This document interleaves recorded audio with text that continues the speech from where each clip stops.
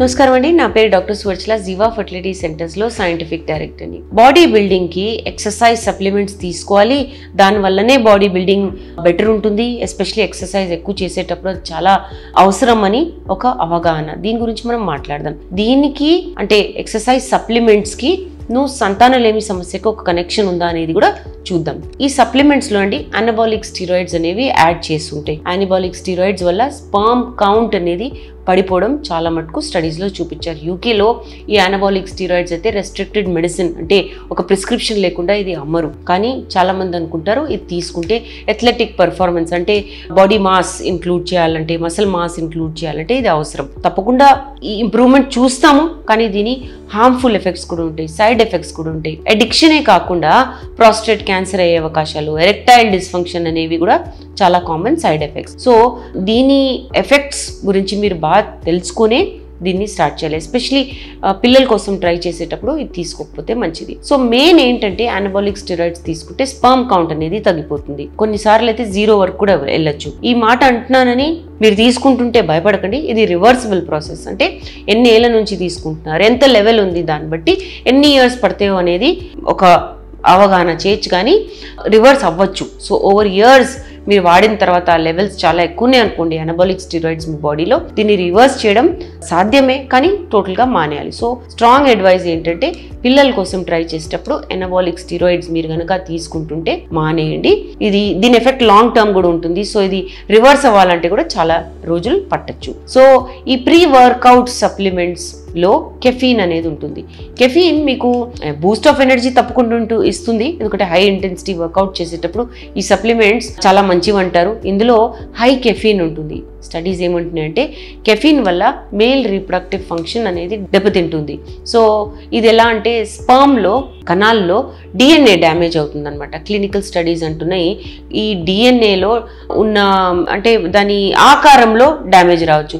దీన్ని double strand DNA breaks అంటారు, DNA fragmentation అంటారు. కెఫీన్ వల్ల స్పర్మ్ అన్యూప్లాయిడీ కూడా ఇంక్రీజ్ అవుతుంది. అన్యూప్లాయిడీ ఏంటంటే మనకు 46 క్రోమోజోమ్స్ ఉంటాయి, దీనికన్నా తక్కువ ఉండడం, దీనికన్నా ఎక్కువ ఉండడం అన్యూప్లాయిడీ అంటే అబ్నార్మాలిటీ. ఇలాంటి స్పర్మ్స్ అండంలోకి వెళ్ళి ఫలదీకరణం అయిన తర్వాత పిండం తయారవుతే అబ్నార్మల్ చిల్డ్రన్ అంటే పిల్లల్లో అబ్నార్మాలిటీ కూడా చూడడం జరుగుతుంది. సో హై అన్యూప్లాయిడీ ఉన్నవి నెగిటివ్గా ఇంపాక్ట్ చేస్తాయండి. అంటే ప్రెగ్నెన్సీ రేట్ పడిపోవడము, హై మిస్క్యారేజ్ ఉండడము, రికరెంట్ ప్రెగ్నెన్సీ లాస్ ఉండడం, అన్యూప్లాయిడీ వల్ల ఈ ప్రాబ్లమ్స్ ఉండొచ్చు. సో మీరు పిల్లల కోసం ట్రై చేసేటప్పుడు కెఫీన్ ప్రొడక్ట్స్ ఎంత అవుతే అంత అవాయిడ్ చేయండి.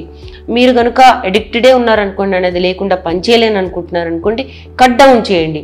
ఎలాంటివంటే టీస్, కాఫీస్, ఈ కెఫినేటెడ్ సాఫ్ట్ డ్రింక్స్ ఉంటే కంప్లీట్లీ పాసిబుల్ అవ్వకపోతే కట్ డౌన్ అనేది స్టార్ట్ చేయండి. అంటే మార్నింగ్ కాఫీ ఒకటే తీసుకోండి, లేదా స్టేజెస్లో కట్ చేయండి, డోస్ తక్కువ చేయండి, లేదా ఈ కెఫినేటెడ్ డ్రింక్స్ ఉట్టి పొద్దున్నే తీసుకోండి.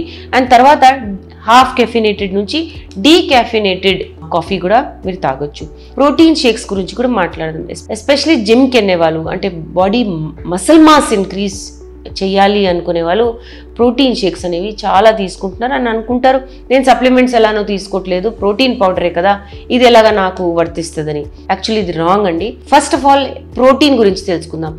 ఎక్కువ ప్రోటీన్ మరీ డిమాండింగ్ ట్రైనింగ్ ఉన్నప్పుడు, అంటే ట్రైనింగ్ అనేది చాలా టఫ్ ఉన్నప్పుడు, బాడీ బిల్డింగ్ అప్పుడు ఎంత ప్రోటీన్ తీసుకోవాలనేది చాలా రాంగ్ మిస్కన్సెప్షన్. సో మరీ ఎక్కువ ప్రోటీన్ కూడా అవసరం లేదు. సో ఈ ప్రోటీన్ షేక్స్లో కూడా అనబాలిక్ స్టీరాయిడ్స్ ఉంటాయి. 2000s ఒక స్టడీ జరిగింది, ఎర్లీ 2000 ఒక స్టడీ జరిగింది. చాలా కంట్రీస్ నుంచి ప్రోటీన్ పౌడర్స్ కొని దాంట్లో టెస్ట్ చేస్తే 15% సప్లిమెంటెడ్ ఉండే అనబాలిక్ స్టీరాయిడ్స్, అంటే స్టీరాయిడ్స్ యాడ్ చేయడం జరిగిందనమాట. దీనివల్ల సైడ్ ఎఫెక్ట్స్ ఉండడము, ఏంటి హెల్త్ మీద, వెల్ బీయింగ్ మీద సైడ్ ఎఫెక్ట్స్ ఉండడం అనేది ఖాయం. సో ప్రోటీన్ షేక్స్ అనేవి, ప్రోటీన్ పౌడర్స్ అనేవి మీరు తీసుకోకపోతే చాలా మంచిది. మీరు దీన్ని న్యాచురల్ ప్రొడక్ట్స్తో, న్యాచురల్ ప్రోటీన్స్తో సప్లిమెంట్ చేయొచ్చు. ఇవి మీ న్యూట్రిషనిస్ట్తో, మీ డైటీషియన్తో కూడా డిస్కస్ చేసి తీసుకోవచ్చు. ఎందుకంటే హై ప్రోటీన్ ఇంటేక్ ఉండాలి ఈ మసిల్ మాస్ మీరు పెంచాలనుకుంటే న్యాచురల్ ఫుడ్ ప్రొడక్ట్స్ ట్రై చేయండి. ఎగ్స్, లీన్ మీట్ అంటే చికెన్, ఫిష్, చీజ్, పెరుగు, చేపలు, పప్పులు,